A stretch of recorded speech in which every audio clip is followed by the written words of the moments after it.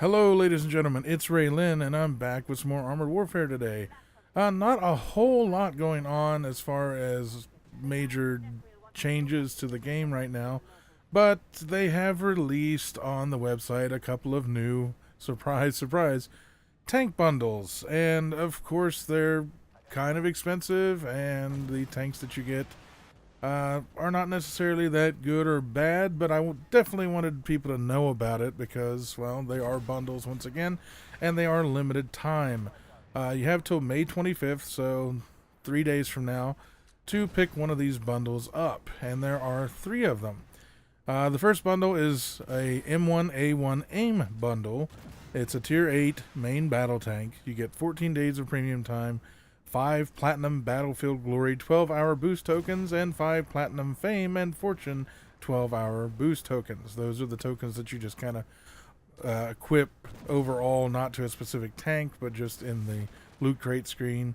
And you'll get basically like a 50% boost to pretty much everything. Experience, money, crew experience, commander. They're not bad boosts. However, what is kind of bad, because as usual it's a bundle, is that it's going to run you 11,725 gold. In order to get that much gold, you're going to go a little above that and buy the 15,000 gold package, and that's going to run you 63 US dollars. And that's basically just for one tank. Yeah, it's kind of expensive when you think about it. Yes, you do get 14 days of premium time and a couple of tokens to go along with it. So if you were to buy all of that stuff separately, obviously it would be more than 11,725 gold.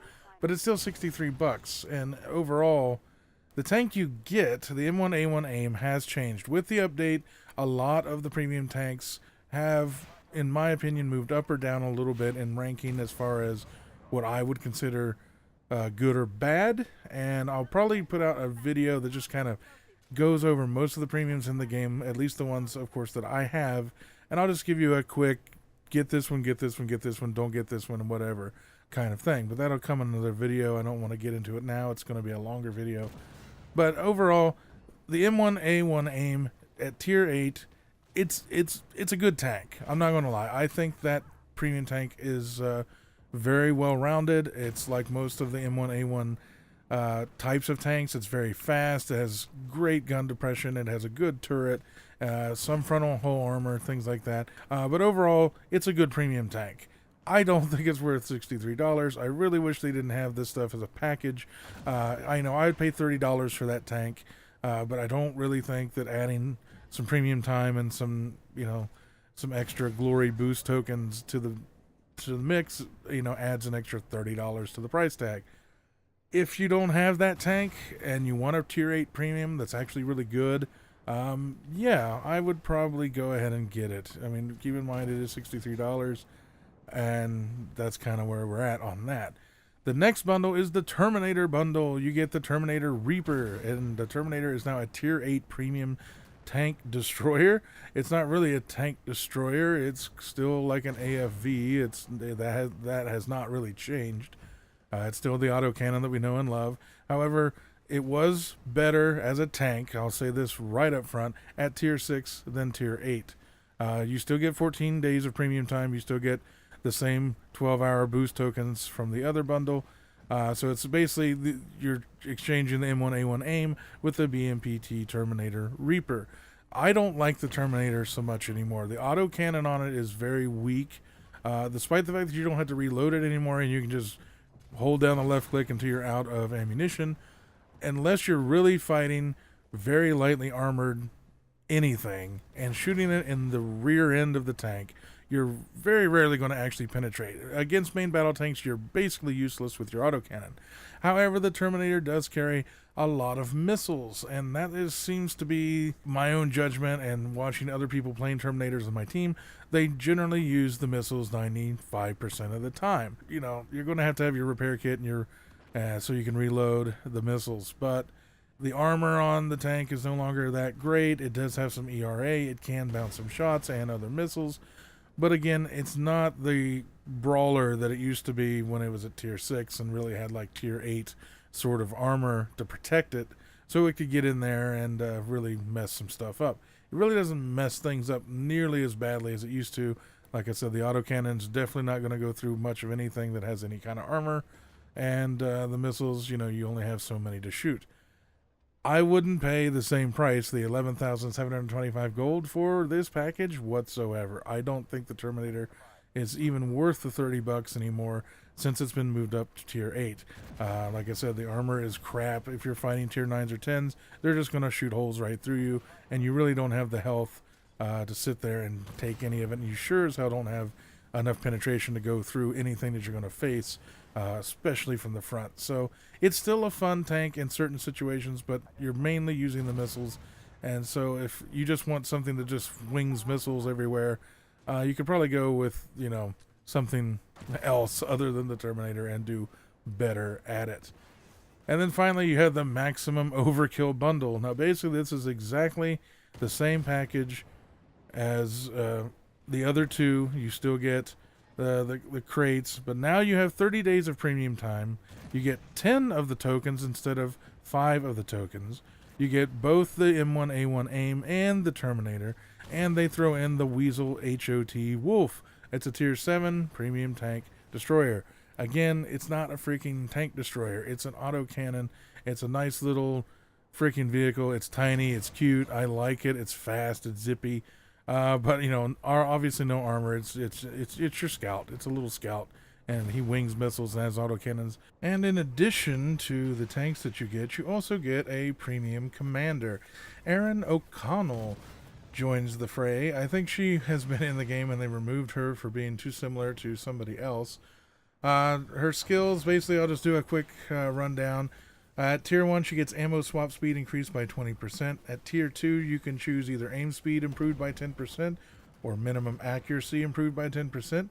At tier 3, you get a vision range increase of 20 meters. And at tier 4, you get crew experience gained increased by 10%, or reputation gained in the vehicle she is commanding by increased by 10%. And tier 5, the penalty to camouflage factor from firing a weapon is reduced by 10%. So if you think those skills sound good for a commander, in some ways they're very similar to Maximilian, the other premium commander that hasn't made a return since the founder packs. But if you think that she sounds like a good commander and all of that together ends up piquing your interest for this package, you have to understand, though, that it's still going to cost you quite a bit of gold, because this package costs you a whopping 22,300 gold. And when you want to get that, that's where you're going to have to throw out 25,000 gold off the store. To get that package is going to run you $100 US. Well, I definitely don't like that package. I would rather, if I was going to get only one of these tanks, it'd be the M1a1 Aim, because it is a main battle tank. It is really good. The meta of the game still seems to aim a little bit towards main battle tanks. You really kind of need them, even in PvE these days, to do really well. Not saying other tanks aren't useful. They have their strengths and weaknesses, but this bundle, for $100, you get 3 tanks, 2 of which are questionable on their usefulness, not on their fun factor, depending on your playstyle. But really, out of all 3 tanks, only the M1a1 Aim, to me, is worth any kind of value. I guess it depends on what everyone thinks of having the premium days and the tokens. I mean, those can get you a lot of experience, a lot of money, a lot of crew experience, a lot of commander experience if you're leveling commanders. But by now, people that have been playing the game for a while probably have pretty much everything maxed out, have most of the tanks from all of the trees at this point, and so getting those boosts really doesn't do a whole lot for them. And if people are kind of not really playing the game every day, day in, day out, sort of, how you would like, say, an MMO, the 30 days of premium time is really not going to help you out that much either, because a lot of it will probably end up being wasted because you're just not playing. Now, if you're new to the game and you came into the game because of Balance 2.0 and you're really enjoying it and having some fun, and you don't have any of these tanks whatsoever, and you're just wanting to see, how is a tier 7, how is a tier 8, the different styles. You got a main battle tank, you got an AFV, and then you got like this little light scout, which is basically like an AFV, but I consider it more of like a light truck than anything. then you can get this package. You'll get 3 different tanks. You'll get quite a bit of premium time. You get all those crates so that you can gain a lot of experience and money to deck them out, and then kind of jump in with both feet. I would suggest not doing that if you're new to the game, however, because these are tier 8s and tier 7s, and by tier 8, you're kind of going to need to know the maps, where to go, how to drive your tank. So these are kind of jumping the gun and putting you in a place where you might be the bane of your team if you don't know what you're doing, especially, obviously being a new player. That's not to say you can't, and that's not to say that you don't, it's your money, you do what you want. But I would definitely not buy any of these packages unless you absolutely want one of these tanks. The Terminator is, like I said, it used to be way better at tier 6. At tier 8, I don't enjoy it nearly as much as I used to, but I have played the M1a1 Aim more than a few games, and I think it is really a well-rounded tank. The whole M1a1 series seems to be doing rather well in the game, and the premium version of that tank is doing pretty good too. But overall, those packages are up for the next few days. You can pick your poison. I don't think they're necessarily worth it. I would get the M1a1 Aim if it was a $30 standalone. Buy the tank, done. That's it. I wouldn't buy the Terminator because even the Terminator at $30 is still kind of a meh sort of thing. It's only just got a neat looking paint job, but it's no real different than the Terminator you can get already in the tech tree. And of course the HOT Weasel, well, again, you can get that in the game without it being a wolf tank paint job on it. So, but anyway, one quick thing before I end this video. There is some very serious talks, and there is a news report and feedback sort of put up on the main website on Armored Warfare, where the developers have come in and they're basically saying, hey, we know things are messed up right now, and we know you have questions. And they had a little Q&A session, and I think they're on the right track for fixing a lot of things. Like, for example, tank destroyers. They know tank destroyers are screwed up. They're going to work on it. They know that the spotting mechanics are off. Something's wrong. And they explain that they know that they're wrong. And there's a lot of other things that are coming as far as bug fixes and changes to the AI and changes to some of the armor that didn't go through as planned, and it's caused problems. Like some of the Russian tanks don't have any armor at all on the front of the turret at all, and things like that. They are very well aware of what they've put into the game that is broken, and they are very adamant about making sure that stuff gets fixed first and foremost before they start adding a whole bunch of new maps or new tanks.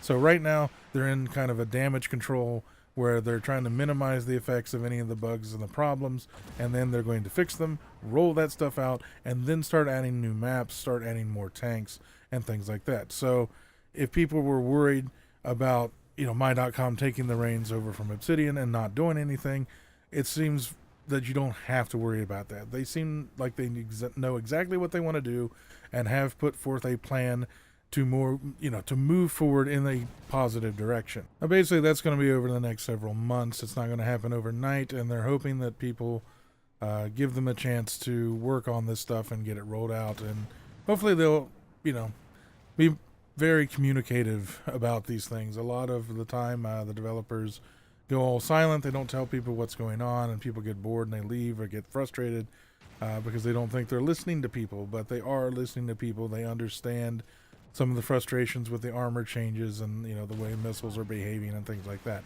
If it is weird, they're going to work on it. They're going to fix it. They've already put that into a little discussion, and I'll probably link that down below in the description just so everyone can go and read some of the feedback that they were getting, and they responded to quite a bit of it. So never fear, at least for now. The game is kind of stabilized itself. They're working on making everything get a little bit better bit by bit as they sort of shift it in a slightly different direction than Obsidian was heading, but it doesn't look like it's going to be the sky is falling, super drastic, really bad changes. I am enjoying the patch 2.0. I think that they've done a pretty decent job. They didn't introduce anything that I've found, at least, that completely broke the game and made everything completely unplayable. The PvE has gotten a lot harder, a little bit more hectic. They simplified how the armor is sort of working. and changing the shell types and messing with the retrofits. All of that seems to be just a little bit better than it used to be in some ways, and maybe people don't like the changes, but I think as the game goes on into the future, as long as they don't do anything, completely reckless, and I don't see that they would, I think the game will continue to get better, and we'll end up in a better place than where we were headed before. So the developers are listening, and I can't say that that's a bad thing. So anyway, that's going to do it for this video. I just wanted everyone to get out there with the knowledge that there are some new package deals on the website, basically bringing back a couple of the tanks that have not been around for a little bit of time. The Terminator Reaper has popped in there as if it's like the next greatest thing since sliced bread. I don't know why they're kind of emphasizing, hey, you need to get this. It's so great, it's so great, it's so rare, but it's not. M1a1 Aim Bundle would be pretty much the only one that I would suggest anybody gets if they like the M1a1 tank line, and if they want a premium tank at tier 8 that actually is pretty damn good. But other than that, skip the rest. Maybe they'll put them in the game that you can just buy just the damn tanks that you want. I don't know why they keep doing this World of Tanks kind of crap. I really wish they'd stop and just let us buy what we want. Anyway, that's going to do it for this video. If you enjoyed it, please press the like button down below. It does help out my channel. If you haven't had a chance to subscribe to my channel, you can click down the bottom of your screen right now, and that'll get you all the latest updates every time I go live with a new video. Thanks a lot, everybody. Take care, and I'll talk to you all next time.